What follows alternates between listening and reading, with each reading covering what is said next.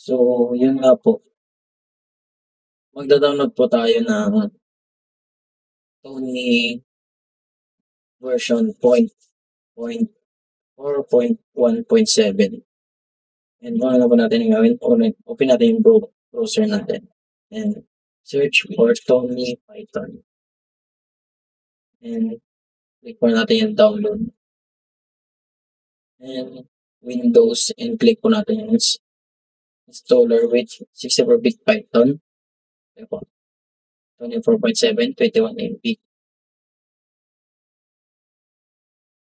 Open po natin.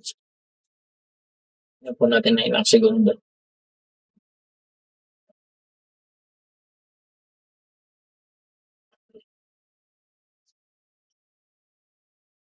Open.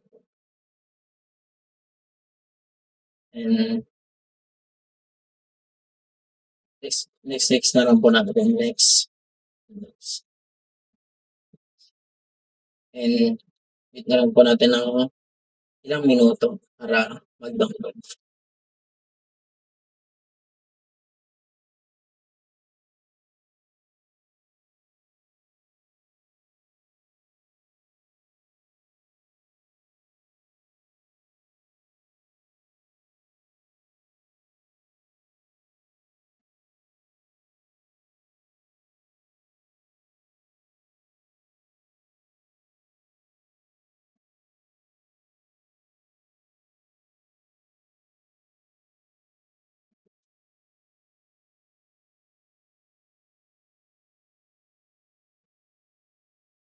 Pagkatapos po natin yung install, click po natin finish, and back po natin. And try natin subukan yung down.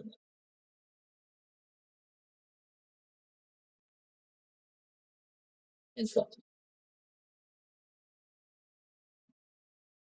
subukan po natin ulit. Ayun yung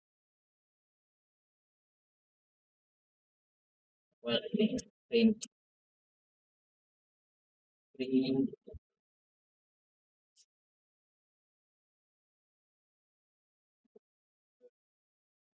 Hello world.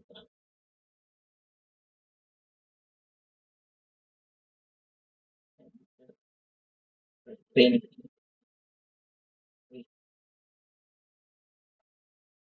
Print.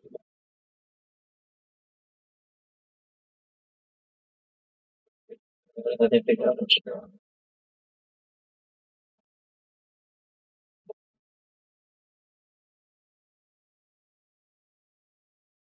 G. And lang po natin. And show, yun nga po, gumana na po. And para malaman po natin, this is code po. Local Python 3 po. Tony's Python. And file, save natin. Save. Tapos, pili din natin figuration.